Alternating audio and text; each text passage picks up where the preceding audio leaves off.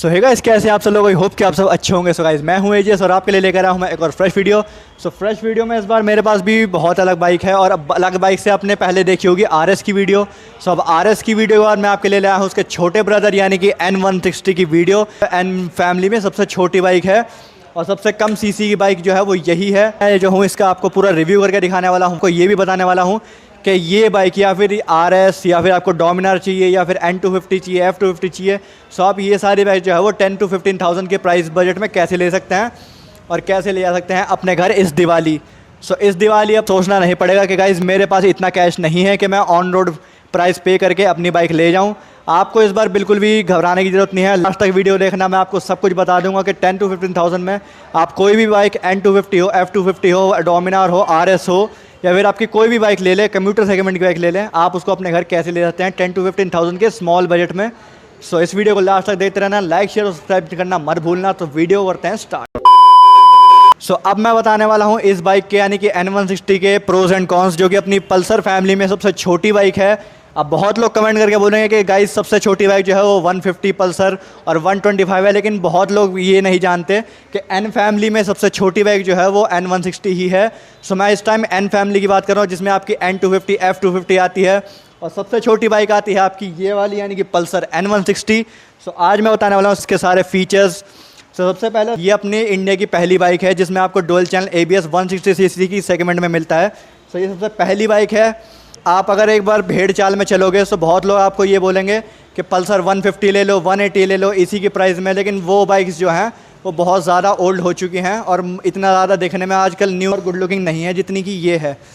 सो अगर मैं फ़ीचर्स की बात बताऊं तो इसमें आपको फ़ीचर्स में मिलते हैं फ्रंट और रेयर में दोनों साइड में डुअल चैनल ABS मिलते हैं। इसमें आपको एक नया इंजन मिलता है जो कि आज से पहले किसी भी पल्सर फैमिली की बाइक में नहीं डला है। यानी कि अब आप भूल जाइए 4 वाल्व टेक्नोलॉजी जो कि RS और डोमिनार में आती थी। ये जो है ये ट्विन स्पार्क टेक्नोलॉजी है जो कि 2010 के टाइम पे बजाज ने अपनी DTSI पल्सर और क्या कहते हैं DTSI डिस्कवर में इंट्रोड्यूस करी थी।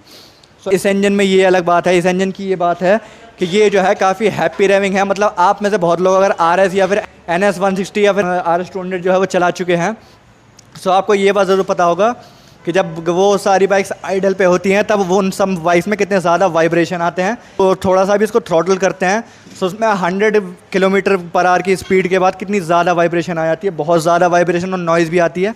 लेकिन ये बाइक जो है ये हाई रेविंग इंजन नहीं है, ये बहुत ज़्यादा, ये आपके डेली कम्यूट के लिए है। मतलब आप अगर सिटी में चलाते हो या फिर अपना रोज़ ऑफिस वर्क होता है, किसी को कॉलेज वर्क होता है, हमारे आजकल बहुत सारे जो बाइक्स लवर हैं वो अपने कॉलेज ले आना चाहते हैं, लोगों को इम्प्रेस करना चाहते हैं। और लोगों से मेरा मतलब है आप सही समझ रहे हैं कि वो कौन लोग हैं जिन्हें वो इम्प्रेस करना चाहते हैं। सो उन सब लोगों के लिए ये बाइक जो है सबसे ज़्यादा परफेक्ट पैकेज बन जाती है।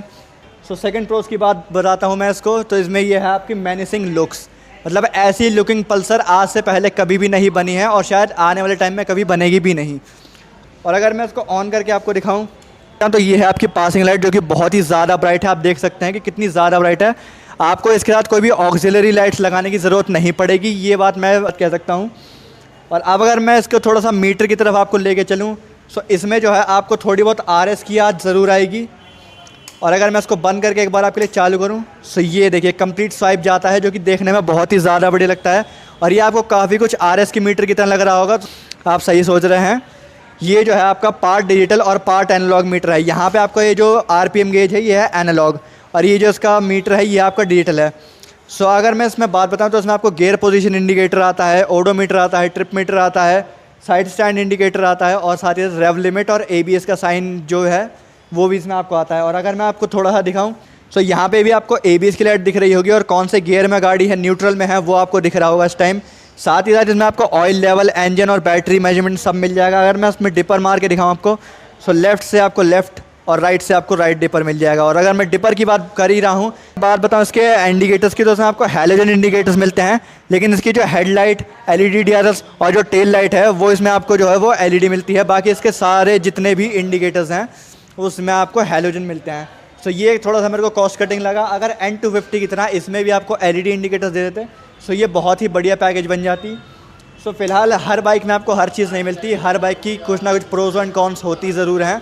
अगर मैं अपने कैमरा क्रू से कहूँ कि वो डीमन ब्लैक कलर थोड़ा सा दिखाएंगे सो ये आपको डीमन ब्लैक कलर आपको देखने को मिल जाएगा।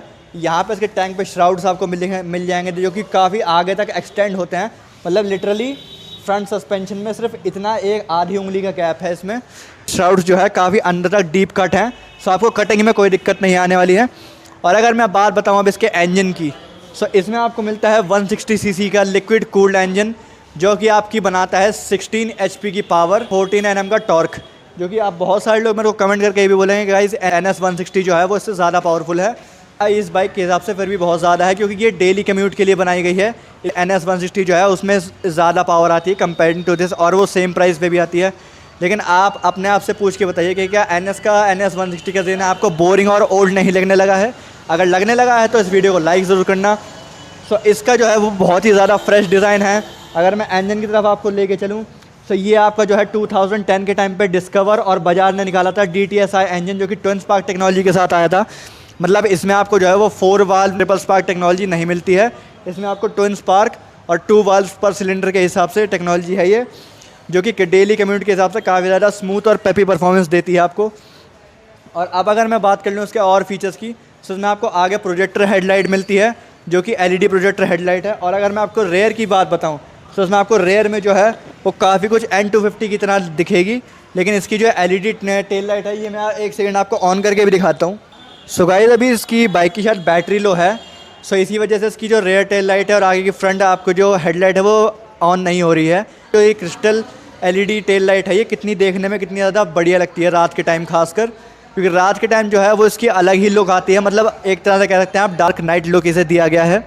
और बजाज से मैं बहुत ज़्यादा अगर खुशी से मैं बताऊं, सो इसमें आपका जो रेयर टायर है, मुझे सबसे ज़्यादा खुशी इसी बात की है कि कहने को ये N160 जो है वो एक 160 सीसी सेगमेंट की बाइक है, लेकिन इसमें जो आपको रेयर और फ्रंट टायर का सेटअप मिलता है, वो फ्रंट टायर और रेयर टायर जो है आपको वही सेम टायर आपको जो है RS 200 में भी आता है, N250 में भी आता है, और आपकी डोमिनार D250 में भी आता है।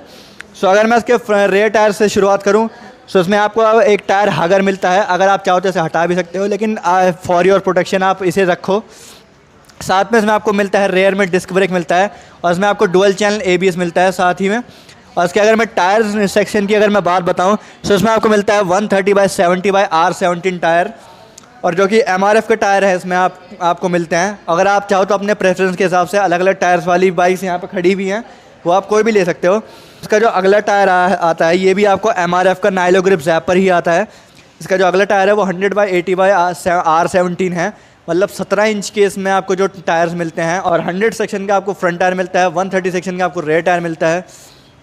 सो अब बहुत लोग ये कंफ्यूज हो रहे होंगे कि गाइस बजाज ने इस बार बहुत ज़्यादा कॉस्ट कटिंग करी है। मतलब जो टायर्स आपको RS 200 में मिलते हैं, वही टायर्स आपको डोमिनार D250 में मिलते हैं, और वही टायर आपको N250 और N160 में भी मिलते हैं।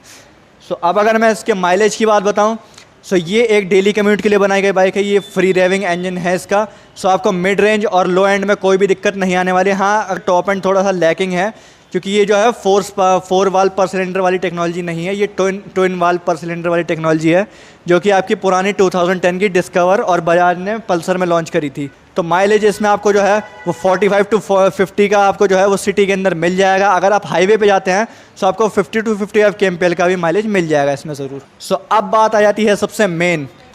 सो आपने पावर भी देख लिया, आपने लुक्स भी देख लिया, आपने सारी चीज़ें देख ली, आपने फीचर्स भी देख ली, और अब आपकी जो मेन बात आती है कि गाइज़ ये बाइक कितने की आती है। तो इसका जो ऑन रोड प्राइस मैं बताने वाला हूँ, ये आपको दिल्ली का जो इसका ऑन रोड प्राइस है वो है 1,54,000 रुपीज़ ऑन रोड दिल्ली। और अगर आप अलग अलग स्टेट्स में रहते हैं तो वहाँ पे आपका अलग प्राइस जो है वो फ्लक्चुएट हो सकता है। सो गाइज़ अब आप किस चीज़ की वेट कर रहे हैं? दिवाली का सीज़न है, नई बाइक रेडी है। सो गाइज़ आप बहुत सारे लोग बोलेंगे गाइज़ हमारे पास कैश नहीं है 1,54,000। सो आप घबराइए मत, आपको इसमें कोई भी नर्वस होने की ज़रूरत नहीं है। ये बाइक जो है आपको, यही आपकी स्टाइलिश लुकिंग बाइक जो मेरे बगल में खड़ी है, ये या फिर आपकी Pulsar RS 200, N250, F250, Dominar 250, Dominar 400, या फिर कोई भी बाइक आप जो है वो 10 to 15,000 के चीप प्राइस में ले सकते हैं यहाँ से। मतलब 10 to 15,000 लेकर आओ और कोई भी बाइक यहाँ से उठाकर ले जाओ अपने घर। तो दिवाली का सीज़न है, तो इस मौके से चूकिएगा मत, ज़रूर आइएगा, एक बार ज़रूर विज़िट करिएगा। और जो ये शोरूम का जो लोकेशन है वो आपको डिस्क्रिप्शन में दे दूँगा। आपके साथ मैं ऐसी नई वीडियो के साथ मिलूँगा, तब तक के लिए guys till then bye bye.